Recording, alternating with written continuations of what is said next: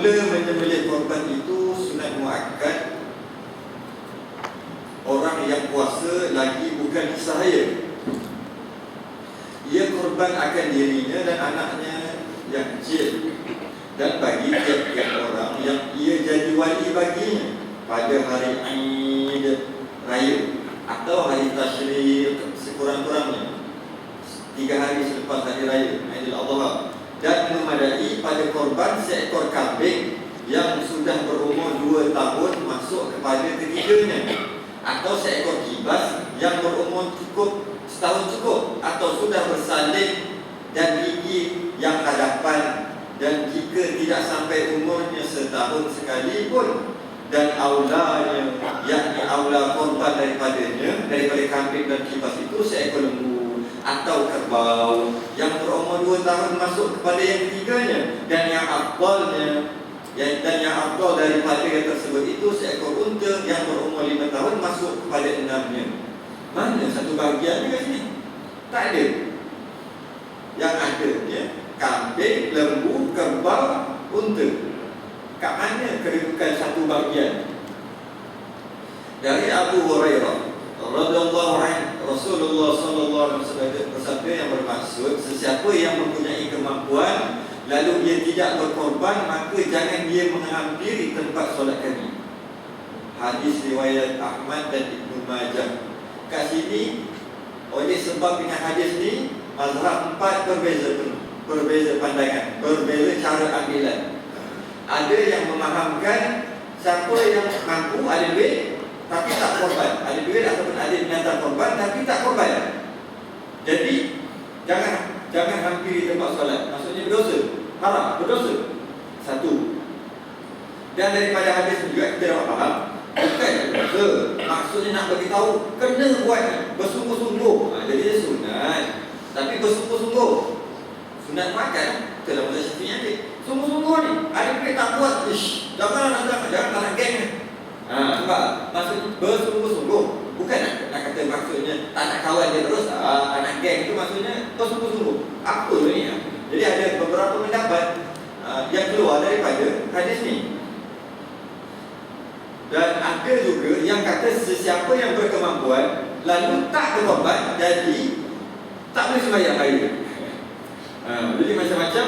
Tapi kita mazhab ni kita ambil maksud ni dipanggil taukid. Betul-betul ni kena buat, ada duit kena buat. Itu dia ambil kat situ, tak ambil kat yang lain. Jadi macam mana pun pada mazhab Hanafi, kalau mampu wajib. Maksud mampu ni kalau ada duit ataupun kalau ada binatang ternakan wajib.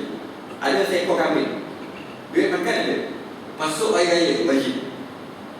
Ada seekor lembu wajib. Atau kalau kita ada duit wajib. Mazhab Hanafi.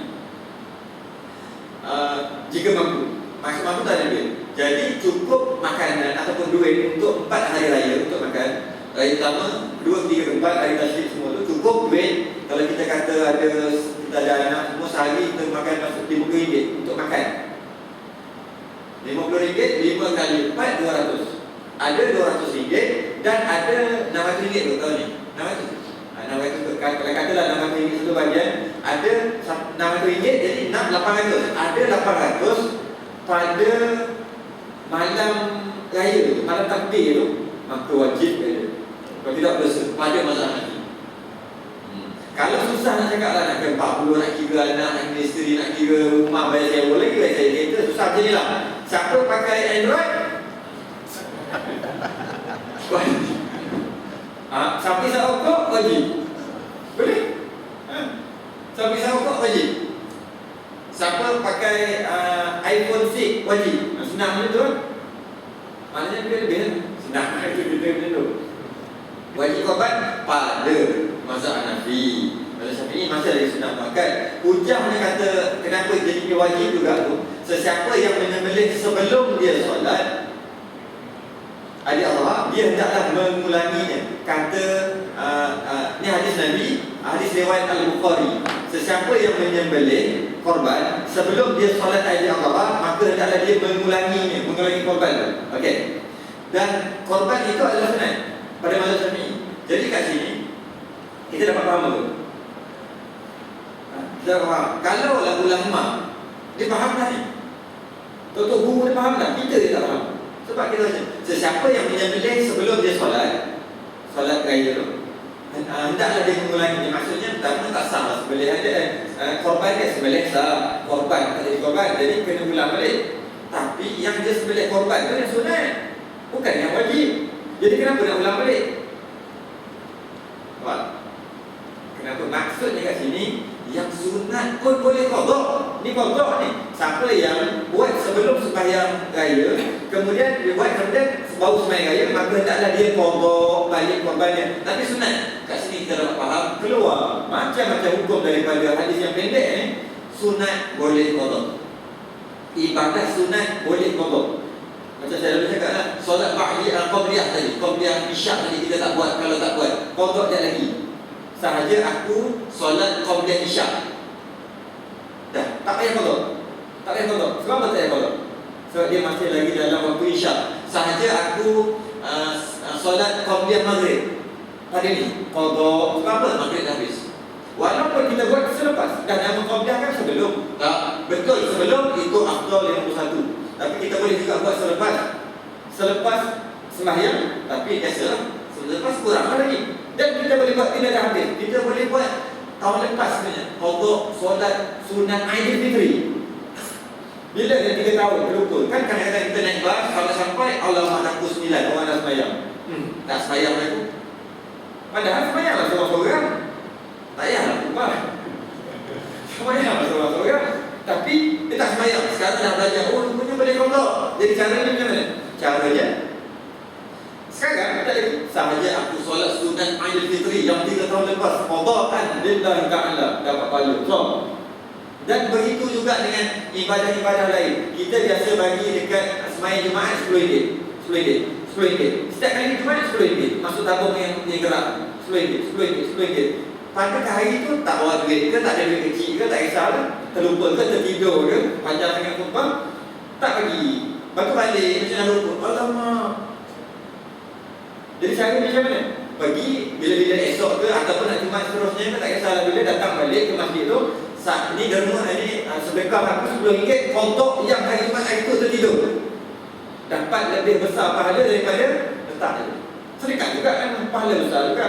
Tapi yang ini qada yang hari Jumaat. Kalau kita bersedekah pada hari Jumaat, besar pahala. Tapi kita bersedekah, kita terlupa. Jadi kita bersedekah pada hari Rabu, tapi qada yang Jumaat lebih besar daripada kita bersedekah hari Rabu. Sahaja aku bersedekah hari Rabu, contohnya lah itu. Lebih besar yang macam mana? Sahaja aku tak adalah sahaja kita nak ni. Ini bukan sembahyang saja, tapi nak bagi pahala. Maksudnya nak masukkan tabung ni, ini RM10 yang aku terlupa hari Jumaat lepas. Sama juga puasa Syawal yang saya cakap awal-awal tadi. Puasa Syawal 6 hari pada bulan Syawal. Tapi kita dah berapa hari lagi tinggal? Tak cukup dah 6 hari. Tak cukup kan? Katalah tak cukup. Jadi kita sempat 2 hari. Senang kita tak sempat langsung lah. Masuklah Zulhijjah Zulhijjah lepas raya haji. Kita pun puasa. Lepas tu dah naik pula iman, masa nak puasa lah pula. Jangan puasa solat Isnin Khamis. Jadi cara ni macam mana? Sahaja, tapi pada hari Isnin, sahaja aku puasa sunat qada Syawal. Masa tu dah bulan Muharram. Sahaja aku puasa qada sunat Syawal qada'an. Jadilah kalau orang tak faham kan sampai tu. Dia benda tu kita buat ayat macam mana pun niat tu. Sahaja aku puasa sunat Syawal qada'an lillahi ta'ala. Kita puasa pada bulan Muharram hari Isnin. Kebetulan hari Isnin tu terkena 13 hari bulan. Jadi kita dapat banyak. Pertama kita dapat qada Syawal 6 pahala. Kita dapat pahala puasa Isnin. Dan kita dapat puasa Ayyamul Bid, hari ini. Dapat dia. Katalah hari itu ada hari apa lagi? Dapat dah semua. Dalam hati kita. Jadi sebab tu kadang-kadang orang ada ilmu, dia buat sikit dapat banyak. Yalah, kita kan dia dah cerita banyak kali. Orang yang belajar tinggi-tinggi buat sikit, gaji RM12,000. Yang ni yang bawah ni RM6,000 saya kacau simen.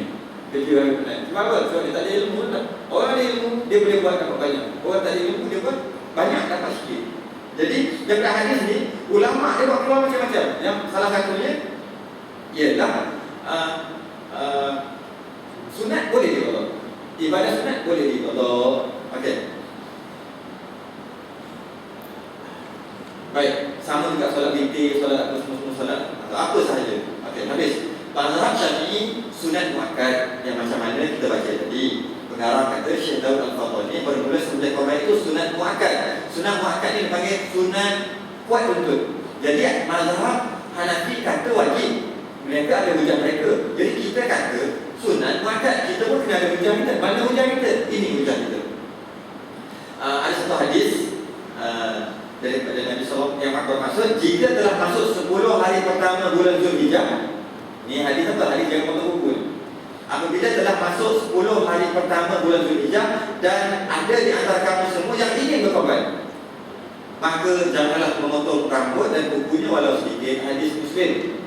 Maksudnya kita fahamkan ni, kalau kita orang awam faham macam mana? Kalau dah masuk 10 hari bulan Zulhijjah, janganlah potong kuku, jangan potong rambut, mengikut mazhab Syafi'i sunat. Sunat tak potong. Kalau potong makruh. Itu yang kita faham. Tapi ulama buat keluar benda lain. Sebab tu kita tak boleh jadi ulama. Sebab kita tak tahu. Kita pun hanya boleh baca yang macam tu. Apa ulama buat keluar yang lain? Jika telah masuk 10 hari pertama bulan Zulhijjah dan ada di antara kamu semua yang ingin berkorban. Bila Nabi cakap ingin berkorban, maksudnya kalau tak korban boleh? Boleh kan? Sebab tu sunat makan. Sebab kita tak lupa. Sebab tu sunat makan. Kalau lah wajib, tak ada. Sesiapa di antara kamu yang berkorban, yang berkorban, maka hendaklah janganlah potong bulu.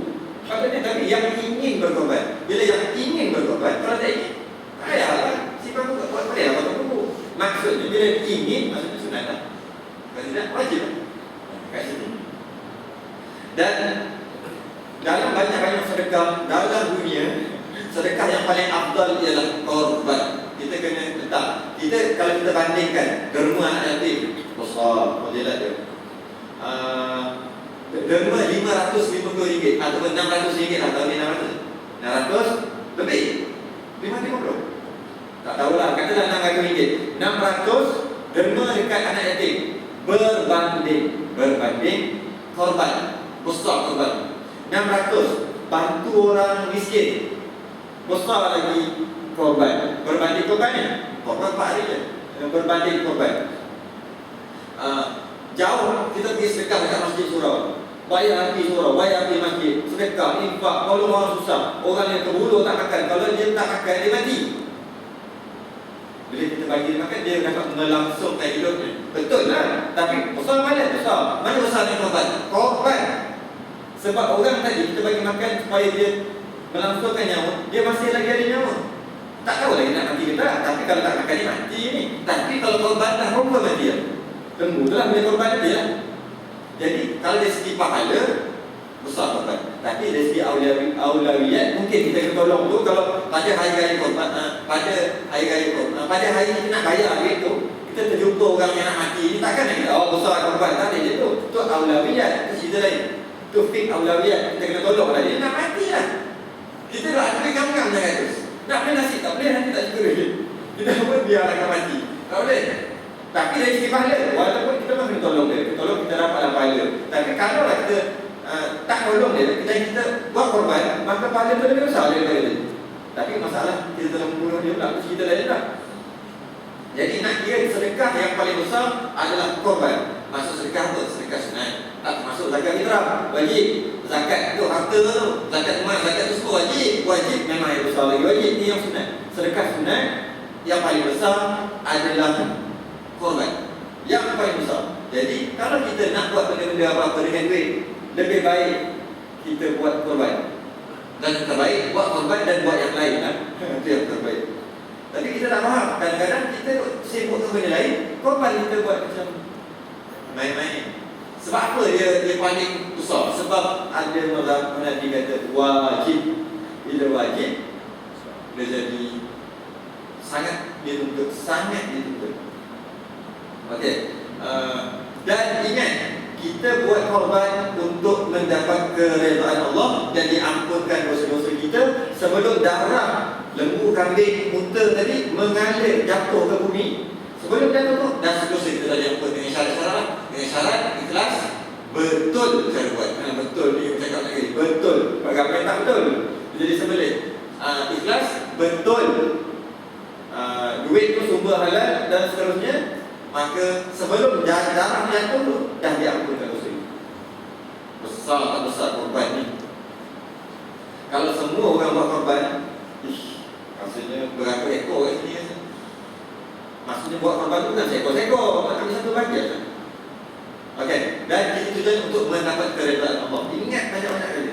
Kadang-kadang kita sudah ingat je. Nak buat lagi sup, dah lari jangan dulu. Tapi kalau perut boleh. Nak perut, nak buat apa? Suka makan perut kan? Perut tu kan dia kena cuci susah sikit buang tai-tai dia tu. Nak buat kerabu kan, nak buat apa kan? Itu tak apa sebab itu tak termasuk dalam korban. Itu untuk dibuang je sebenarnya. Ni yang daging dia. Daging nanti kata nak dapat keredaan Allah. Sebelum lagi daging dia. Tak apa. Saya jemput datang rumah. Jemput orang datang rumah sebab saya dapat korban ni. Aduh. Kurang sedikit. Bukan tak boleh kurang. Lagi pun memang makan kita ada. Cuma tujuan kita apa ni? Nak pakai duit ke?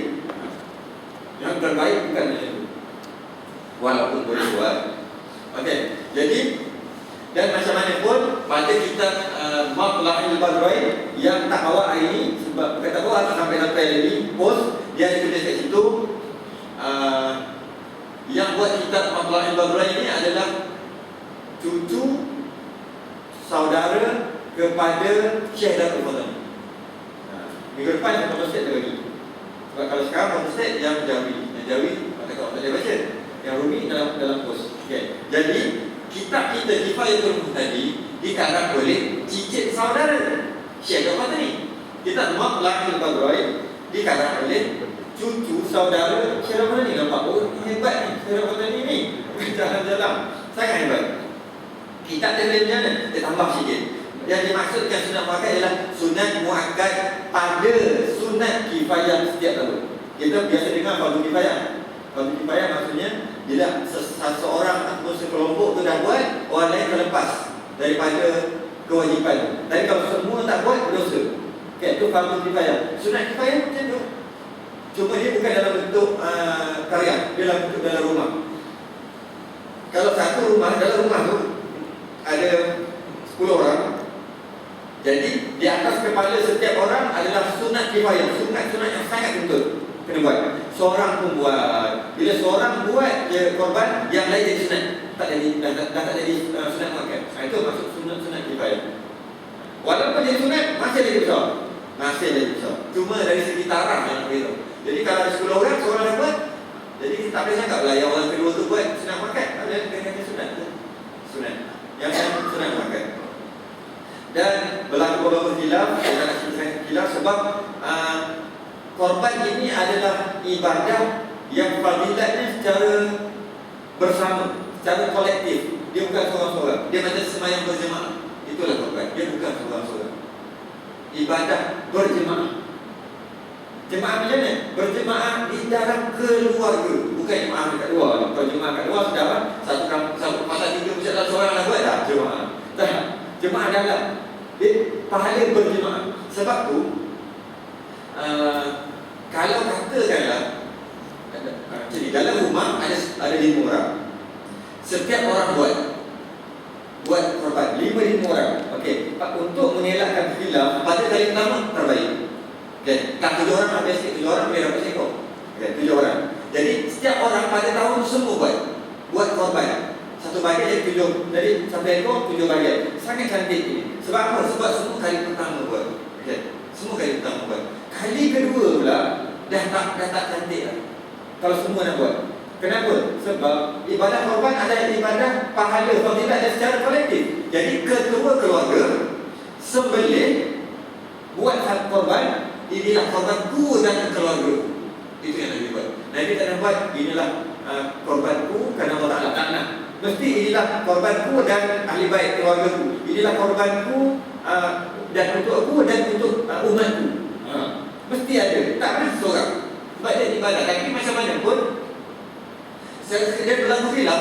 Jadi senang kan kalau kita pernah buat sekali, dah kita tak payah buat dah. Maksud tak payah tu kita buat. Kalau kita ketua keluarga, kita kena buat lah. Kita tak tahu macam cakap tadi. Kita buat dan kita punya niat lain. Bukan nak buat korban. Tak nak buat korban. Bukan. Niat macam mana? Nak berkorban dan inilah korbanku dan keluargaku. Ya Allah, terimalah korbanku dan terimalah korbanku dan keluargaku ini. Macam tu.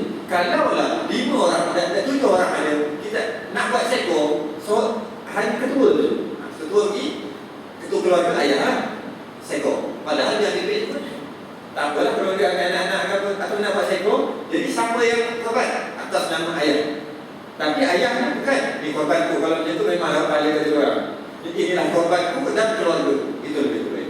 Kerana berlaku hilang, kerana kakak kita buat macam tu, dapat keluarga yang hidup dan yang mati. Terus dapat yang mati, dapat nenek kita keluarga itu. Sebab nanti kata inilah korban Muhammad dan umatnya. Termasuk sekarang kita dapat ruginya pahala. Tak ada, ini kerajaan Allah. Ini bukan kerajaan Malaysia. Dah bagi yang besar, Allah boleh ganda nanti dia nak ganda. Tapi ganda dengan setiap orang dapat korban yang mati korban kita. Dan ahli baik inilah korban Muhammad dan ahli baik dan ahli keluarganya. Sampai sekarang siapa yang tak salah dia dikira keturunan Rasulullah, dia dapat sampai sekarang korban yang itu. Sekali itulah dapat. Jadi sebab tu bila sembelih tu, inilah korbanku dan keluargaku, itu lebih baik. Lebih baik daripada semua buat korban. Dengan syarat korban tadi semua dah pernah buat.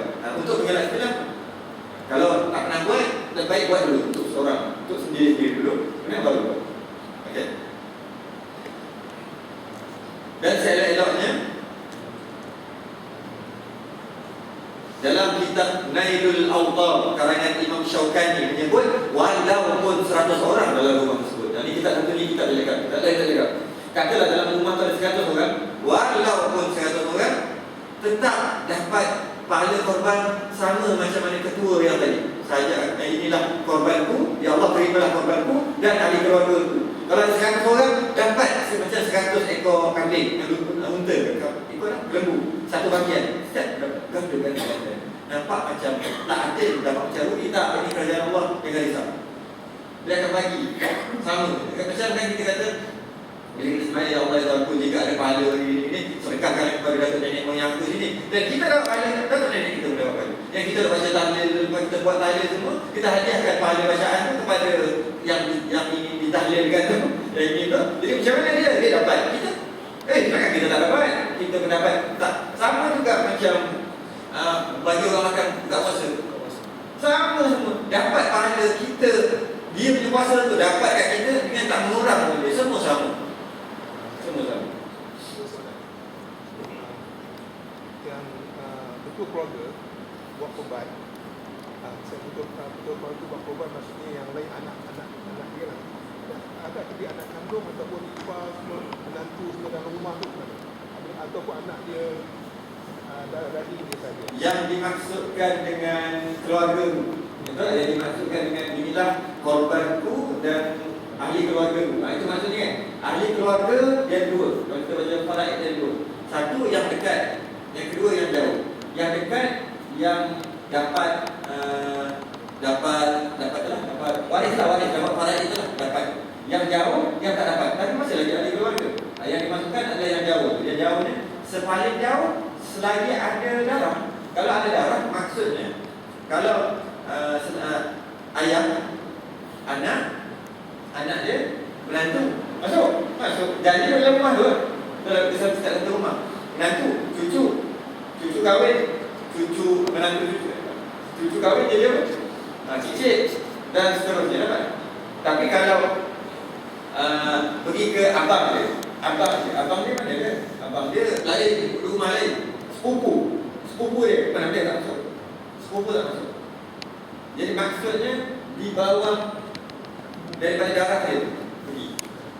Daripada bawah dia pergi darah dia nak ikut darah. Jadi maksudnya sepupu tak boleh sebab tak ada darah dia ke atas ada ke bawah tu tak ada.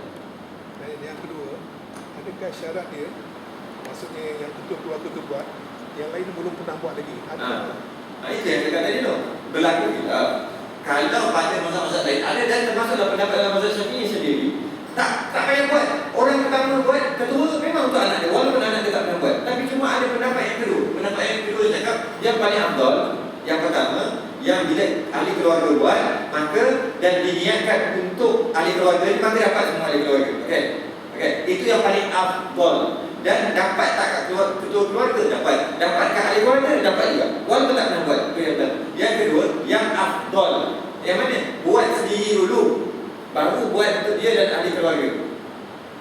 Dia dapat tak dia? Dapat. Ahli keluarga dapat tak? Jadi kat sini nak menentukan afdal je. Kalau kata dia tak nak buat, kita anak tak nak buat, kita ayah, inilah keluargaku dan inilah korbanku dan ahli keluargaku. Maka dapat kat kita, dapatlah kat anak kita. Yang ini pula, inilah keluargaku dan ahli keluargaku juga. Cuma anak dia pernah buat. Dapat afdal tu lebih lah sikit. Itu je. Dapat afdal. Yang pernah buat tu satu bahagian cukup. Pun cukup. Janji sekali, satu bahagian ataupun satu ekor sekali pernah buat. Pun dah cukup. Okey. Jadi kita baca sikit beberapa hadis ni. Imam Ar-Rafi'i bukan hadis. Seekor kambing tak boleh, kambing lah. Jadi kita dah tahu tadi, kambing, lembu, kerbau, unta. Seekor kambing tak boleh jadi korban melainkan untuk seorang. Okey, kita dah tahu. Namun jika seorang melakukan korban dengannya bagi pihak ahli keluarga, maka terhasillah syiar. Satu syiar selesai. Yang kedua sunnah, dapat sunnah sebab Nabi buat itu. Dan yang ketiga, dapatlah untuk orang lain. Jadi kan mana lagi baik? Jadi yang lagi baik adalah bila kambing tu, inilah korbanku dan ahli keluargaku. Dapat juga. Kalau inilah korbanku saja, dapat kat kita tu. Maksudnya seekor kambing tak boleh. Tak boleh buat 2-3. Anak kita ada 5. Macam mana nak buat? Isteri 1, kita 1. Jadi kan dapat 7. Banyak.